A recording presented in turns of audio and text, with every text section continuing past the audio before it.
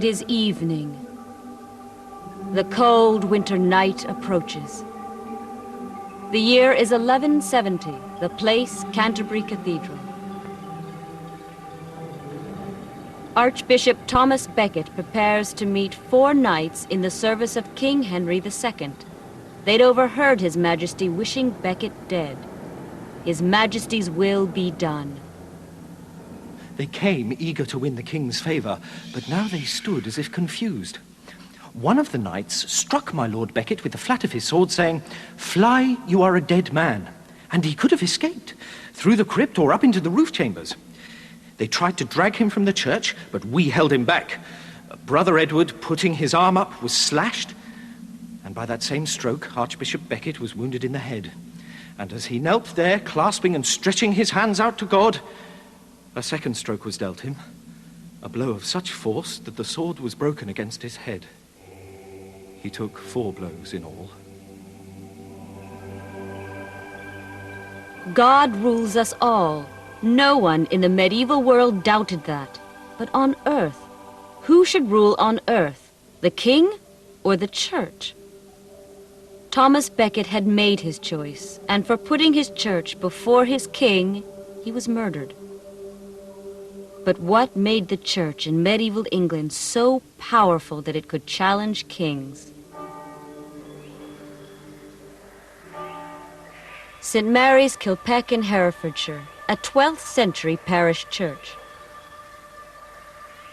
There was a church in almost every village in medieval England. So many survive today because most weren't built in wood and thatch, but in stone. It shows their importance.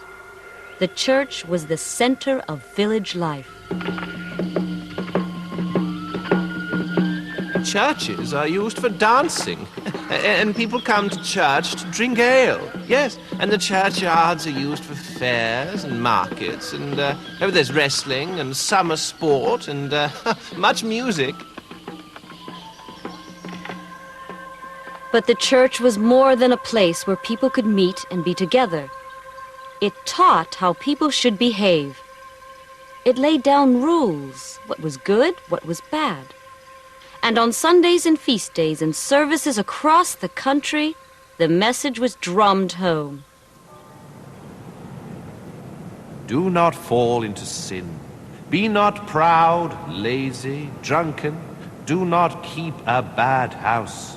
Come to church, that the church can bless your children and make your marriage legal. Come to church to confess your sins. Come to church to celebrate the Christian faith respectfully and in the proper manner. I am a poor old woman who knows nothing. I never could read. But in my parish church I see heaven painted with harps and lutes, and hell where the damned are boiled. Hell frightens me, but heaven brings joy. Heaven was God's home, a place of light and rest. It was here, according to the church, that people who'd followed the church's rules when alive were rewarded after death. Those that broke the rules were punished in hell. There is a weeping and a gnashing of teeth. There are devils that bind ye hand and foot, and tortures that last forever. My feet turned toad-like, for in life I'd stood in sin. My breast was eaten up with worms, my stomach devoured by snakes, for I had loved evil and rotten things more than I had loved God. My lips were cut off, my nose was cut off, my eyes hung down upon my cheeks. Was it the fear of hell that gave the church its power? Perhaps for believers. But there were many for whom hell didn't seem to make much difference. It's a problem. My bishop has mentioned it often. How strangely unmoved people seem by the hellfire that awaits them. They'll chatter in the church, and when I ask them why, they'll say, "The priest speaks in Latin. The service is all in Latin. We do not understand." And when I ask them, are they believers, some will say, "Oh, yes." But then I find they believe such absurd things, not the true gospel at all, but the old superstitions. That you must lay an extra plate for the fairies?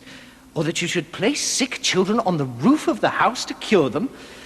Or that you can work witchcraft on the corpse of a dead man? And in the face of such nonsense, mere laughter in the church seems trifling. The job of enforcing the church's teachings fell on the priests. So were they failing in their duty? The vicar never wears his robe. Ask him where it is. He'll say he lost it gambling. Vicars aren't meant to marry, but Arn lives with a woman and frolics openly through the meadow. And he was away for 6 weeks and had no one stand in for him. The vicar spends his life in the alehouse, gossiping and getting drunk. There was a problem with the quality of local priests. Many joined not because they were religious, but because a priest's life was comfortable, paid for at the locals' expense. But they weren't all bad. I know a goodly priest, always giving to the poor, not just money raised in church, but his own money, sure. And though his parish is wide, come hell or high water, he's out there visiting like a good priest oughter, until by spotless living and through simple good behaviour, he draws his parish with him unto heaven and our Saviour. Priests involved themselves at every level of village life, drawing up charters, overseeing wills, ministering to the sick.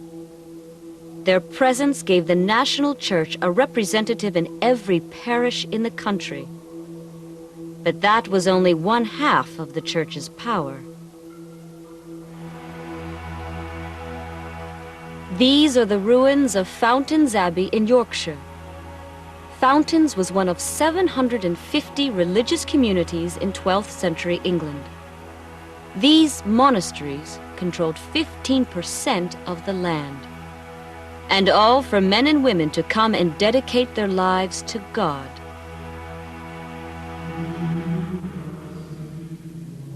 We must live without furs, linen, shirts, combs, mattresses. We must, of course, have farms and meadows to grow food. Otherwise we couldn't entertain guests. And one must be hospitable. But let us not grow rich. No. As Jesus Christ was poor, so we will be poor, and give up the riches of the world. What made someone become a monk or a nun? The only surviving life story of a nun in the 12th century is that of Christina of Markyate. I was 13 and my parents had taken me to the monastery of St. Alban. His bones were kept there. You could pray to them and ask his blessing. And I remember how the monks seemed so perfect, so content. I wanted to join them. And as I left, I scratched the sign of a cross in a door with my fingernail, that I should return there one day and take my vows. I'd lost all interest in the world. I wanted to be pure. Women joined the nunneries for many different reasons. They could prove themselves there. They could study. If they reached the rank of abbess or prioress, they could experience real power denied them in so many other walks of life. For some, the nunneries were simply an escape. My parents were preparing my wedding. I said, I don't want to get married. They just laughed. They tried to tempt me, wouldn't let me go to church, took me to banquets to get me drunk, hoping at last I'd take the pleasures of the world. But I was obstinate. And then they locked me in my bridal chamber, and they'd found this husband for me, and they egged him on. Call yourself a man, go on, you can talk her round. And he came into the room, and I was hiding behind a tapestry. After he left, I climbed out the window. It was as if I had escaped some devil with blackened teeth that made to seize me.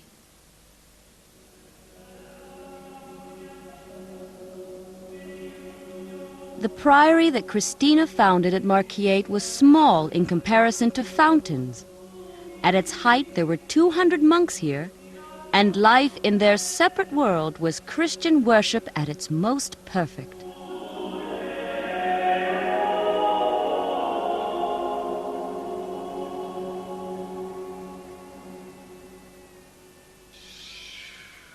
The first thing that strikes you is how quiet it is. Shh, vow of silence. The second thing, the white of their habits. Dyes are a luxury, so they wear cloth of undyed sheep's wool. They count honours and riches as dung. They're an example to us all, like the fist of God battering in our faces. Good food means nothing. Strong drink won't touch it. Pleasures of the flesh. Whew. Women aren't even allowed past their gates. No women, no hawks, no dogs.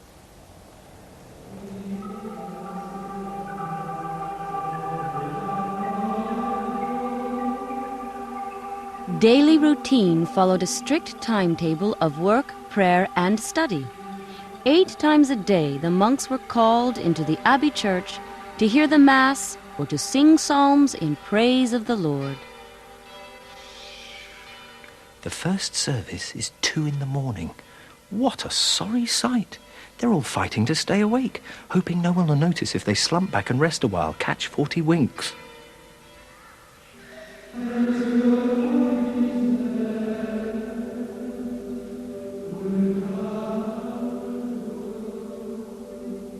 Beyond the abbey church lay the hospital, the kitchens, the workshops. For 5 hours a day, the monks labored at household chores, or in the fields, or in the scriptorium, where in the days before the printing press, monks would write books by hand. The monasteries became great centers of learning, and the manuscripts the monks produced remain amongst the highest achievements of medieval art. You only need 3 fingers to write, but your whole body's working. Anyone who says it's easy's never tried it. And in midwinter, when you're numb with cold...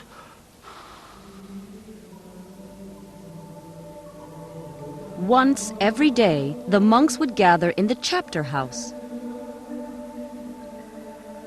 Here would be read out the rules of the order, a chapter a day, and lapses in discipline would be dealt with. One of the younger brothers gives the punishment, a strong arm to swing the cane. Who decided who should be punished? The abbot. These abbots were men of great power. They looked after the spiritual health of the community, but, just as important, it was they that had responsibility for the monastery's business interests, its farms, estates, forests, breweries. At Fountains, the abbot ran a staff of over 400, farm workers, butlers, launderers.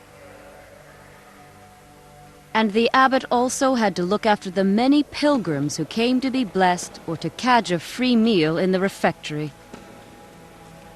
The monks have a duty to welcome travellers, and they serve a better meal than they eat themselves. They make do on bread, cabbage, beans. Meat's only allowed in the hospital when the brothers are sick.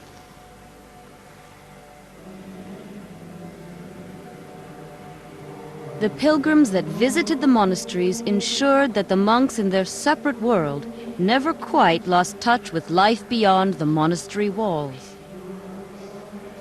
They brought the gossip that found its way into the monastic chronicles, and they also brought money, gifts of gold, or other more humble offerings that the monks piled high in the monastery cellars.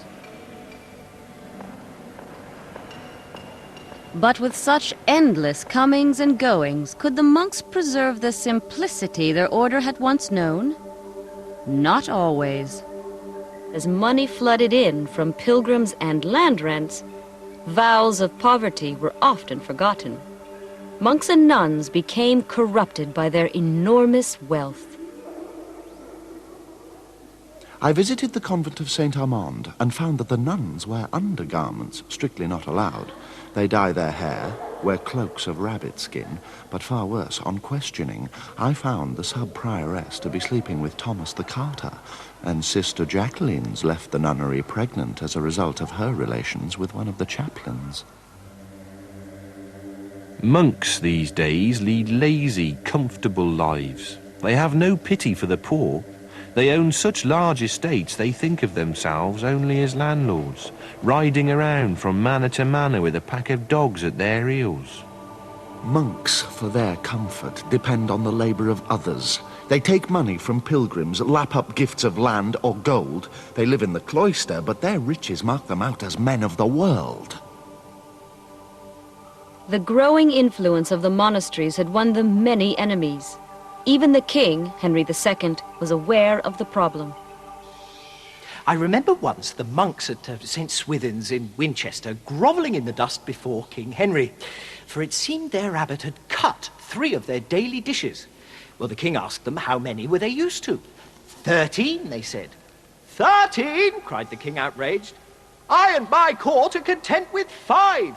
Damn and blast your abbot, therefore, if he doesn't cut your dishes to match the number in my court. Why was Henry so angry? Because the church rivaled his authority and was out of his control. The head of this enormous organization wasn't the king, but the Pope in Rome. And the church considered itself separate. It had its own prisons, its own courts. Members of the church were above the law. Let it be heard that the prisoner, William de Worde, killed William Lavington in a fight outside Salisbury Cathedral last Michaelmas. But this same William de Worde pleads he is a clergyman, and so this same William de Worde will be handed over to the church authorities to be tried in the bishop's court. King Henry knew of 200 cases where murderers had hid behind the special privilege of the church and so escaped his justice. He found the situation intolerable, but his Archbishop, Thomas Becket, refused to compromise. We clergy have Christ alone as our king, and so being under the power of no earthly ruler, we should be judged by our own law. And that wasn't all. Becket even dared goad the king further. You princes, you think we bishops should bow down before you? Compared to the church, your power is as nothing. I will not obey you. In fact, I think you should bow down before me.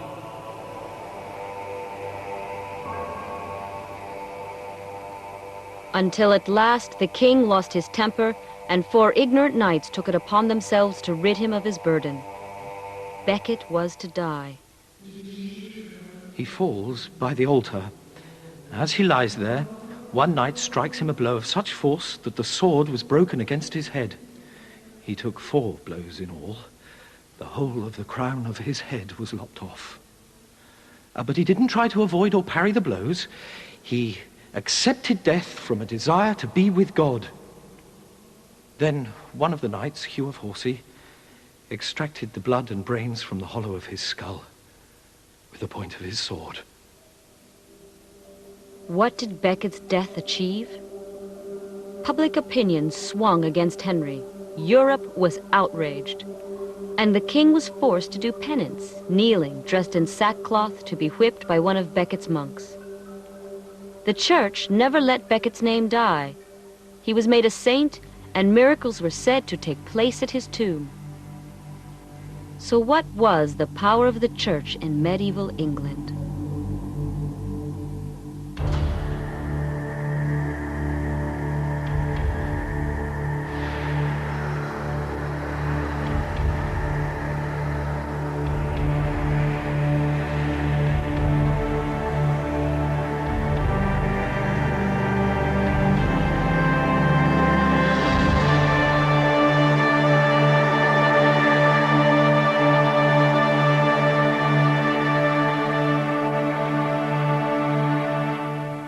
If you'd like the History File Medieval Realms Programme Guide, then please telephone BBC Education Information on 081 746 1111.